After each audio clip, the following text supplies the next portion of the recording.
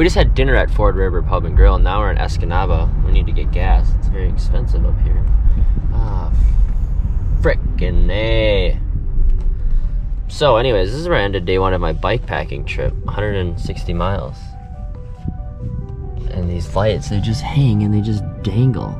They just flop around in the wind. Weird. So we're not going to get into like 11:45 tonight, and then in the morning I'm going to try to get up early and drive to the Traverse City to the finish, to Timber Ridge, and pre-ride the last like 5 to 10 miles, so at least I know what I'm doing tomorrow. Yeah, it's been a while. The vlog. It's back.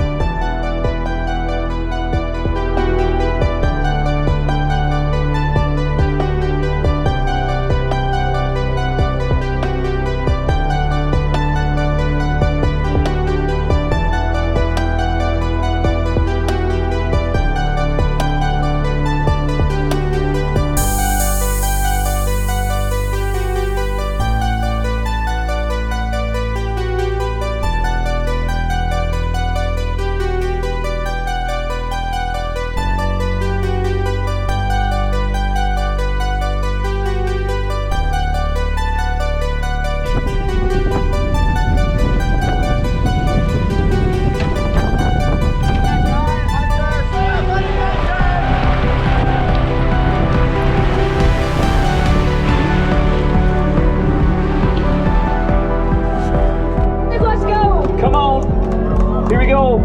5, 4, 3, 2, 1. Here we go. All right, and they're on. Field. Professional men's field. Professional men's.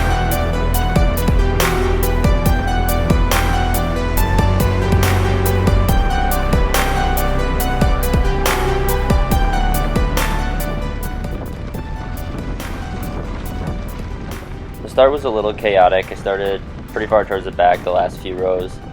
We turned, it was a start straight and then a slight left onto this airport landing takeoff strip.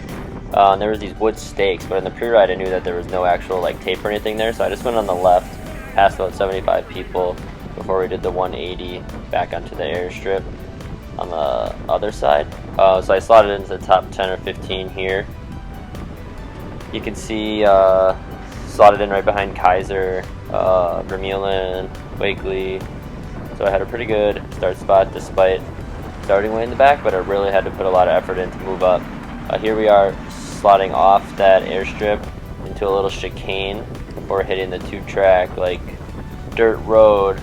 I was able to move up here, tried getting up front and slotting in behind Kabush, but Alexi was not having that.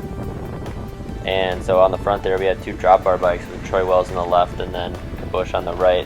We had this 90-degree right-hand turn onto this gravel road and it was full throttle. I mean, everyone was hammered down, going all out. I got pushed back a little bit, but slotted in right behind Wakely. So I was pretty comfortable with that spot. We started going left here where there's 2 big puddles, left and right back into this little chicane. And this is where the first like split point or choke point was. It was downhill into these big sand pits and there was just sand everywhere. So this is actually a few minutes into the race now. And just kind of like holding spots, positions here, trying to stay up front without using too much energy. At this point I'm trying to recover because I went pretty deep at the start, I'm not gonna lie. I started too far back and had to burn a match. I mean, I tried to play it smart, but I also needed to get to the front before we got into this stuff. That's Cayenne, he came around. This is probably like 5-ish minutes into the race, maybe getting closer to 10. And right about here is when I started to really like, not struggle, but I was just like uncomfortable. The pace was, I mean, it's been full throttle since the start of the race at this point. And you can see I let a little gap open here. I was in no position to put in any more effort to close that down since I already had to make up for my lackluster start spot. Again, just more sand. Just basically my goal today was to follow Motter and Wakely. So those 2 guys are Midwest legends. super successful in these Triple Crown races, and they're very experienced. So that was my plan, was to follow those two. This again, we hit that straightaway full throttle. We had this 90-degree left-hander on back into the woods here, and Kyan went down. Somehow he bridged back up, which was super impressive. So like I said, following Wake Lane Mater, was comfortable following Alexi as well. He's won the race in the past, World Tour Pro from Jumbo-Visma. But really, my plan at Ore to Shore was to follow Brian, and that's all I did this first part today. He's won the race 4 times. Super, just a crafty racer. He knows what he's doing, so I knew if I followed him and stayed close to him and kept him in sight, I'd be out of trouble. There was a lot of change of positioning here, just back and forth, on these open roads. And then we got into a couple of twisty sections here. And I got caught behind Kabush, which sounds weird saying that because Kabush, 3-time Olympian, 15-time Canadian national champion, 3-time winner of this race. I believe he's won it once, the last time he won it, on a drop bar bike, which you can see he's on here.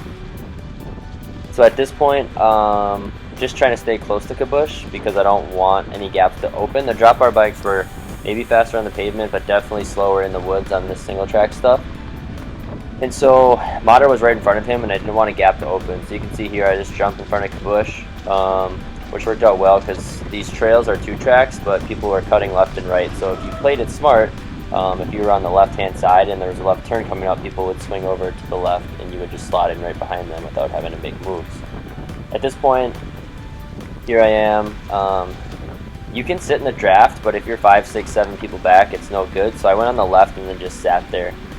Troy was going nuts on and off on the front, but right here, Cole came over the top. Cole is one of the top prospects in the United States, and he just threw down a bomb right here. A huge effort. I happened to be on his wheel when he made the move, and I did everything I could to stick on his wheel. The toughest part right here is when he looks back at me, and he just hesitated for 1 second, downshifts. I look back, there's no one on our wheel. We already have a 5-second gap, and he's just pinning it. And just when I think maybe he's settled in, he just sprints all out into this downhill. 33K to go. Neither of us, I don't think he pre-rode this, but I definitely didn't. And so I was just trying to stick on his wheel without being too close, because if he made a mistake, I wanted to be able to go around him. But I also didn't want to be too far back that I couldn't see his lines. So through some of these turns, he was tapping the brakes, and I was able to close it back down. It looks like a big gap here, but really it's not with the distance. Right here, he got a little loose. I was able to close it back down. And so at this stage, like in this position, you don't want to be too close, but you don't want to be too far. So this felt like a comfortable gap. I knew I could keep it on him and close it down as soon as we got out of this. So he's just bombing it. Right here we take this left-hand turn, and it goes into another climb, and this is where I closed back up to him, and right here I thought he was just going to drill it. But he didn't sit up. You can see he's really putting his body into this climb right here. He didn't sit up, but right here he backed off just the slightest a bit, and you can see the shadow of Troy Wells just slingshotting past again, leading into this next section. So it's Troy on the drop bar, then Cole, then me. Cole comes around him again, going into this next climb.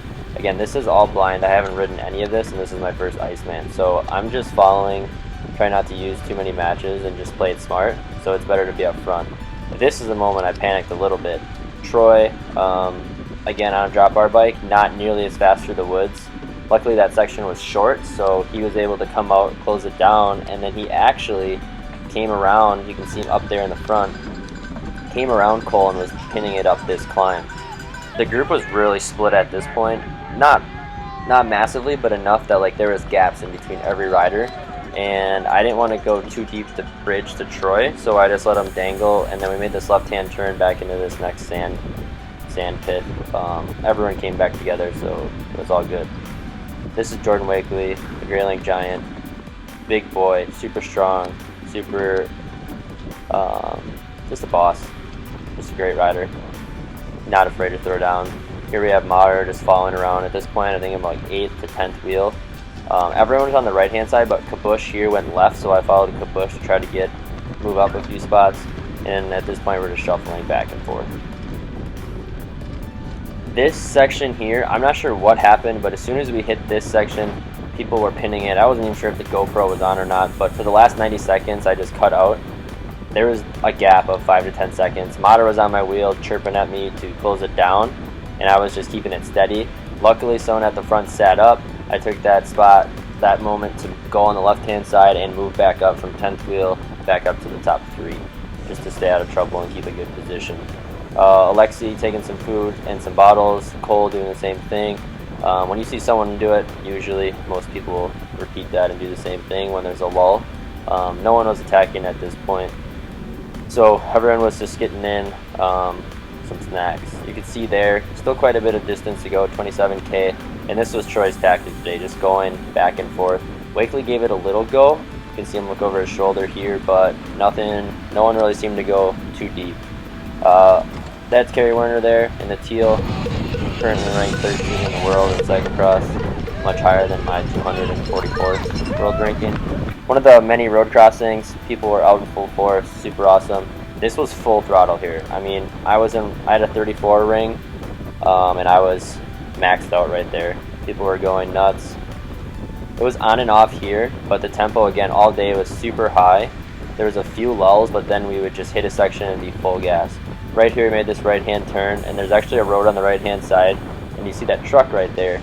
They just pinned it next to us and were screaming at us. It was super awesome. Right about here is where moves started. Like, people were getting a little more tense, and my battery actually died. Wow. I took 7th, but I almost just won Iceman on a solo break. Holy shit. Like 17, between like, I think it was like, I saw the marker like 17K to go. Kerry went wide on a turn, it was super sandy, and I had second wheel inside, and I just went and rolled off, and no one came with. And then I think it went, after like a couple minutes, I realized I should really put in an effort if I'm gonna be on the front, off the front. So I went from like 15 seconds to maybe like 30, maybe 40, 30, 45 at the most, I think. Like 10K to go, they almost caught me. I saw them rolling in like a group of 10. And I sat up and tried to finish the rest of my bottle and had a gel and thought they were gonna catch me. And then I looked back and they looked like they sat up, so I went again. And with 5K to go, there was a huge road crossing and hill, and my legs started to go. But I looked back, I didn't hear anything, didn't see anyone. And then on one of the last hills, which actually I pre-rode, I pre-rode the last like 4K this morning, and I looked back and they were a group of four or five. Lexi, Cole Patton, Brian Mater, and Kerry Werner bridged, and then a group of 2 more bridged. So there was 7 of us. And on one of the final climbs, maybe with like 3K to go, Lexi put in a dig. Kerry, Brian, Alexi, and Cole got a gap, and then it was me and Wakely, and then Kyan bridged up.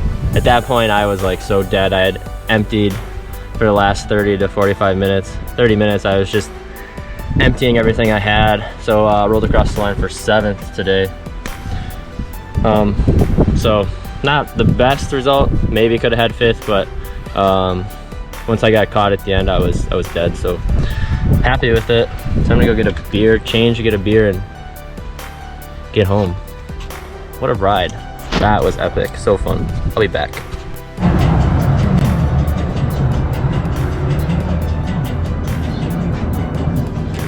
Dang. Well, now we're back in Central Time. We're on the border in Marinette, Menominee.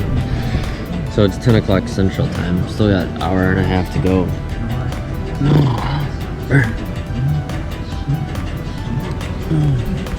Got a Heath bar with some M&M almonds and a large fry and an Oreo flurry from McDonald's, but no all-day breakfast. So what a downer. Really looking forward to McGriddle or something.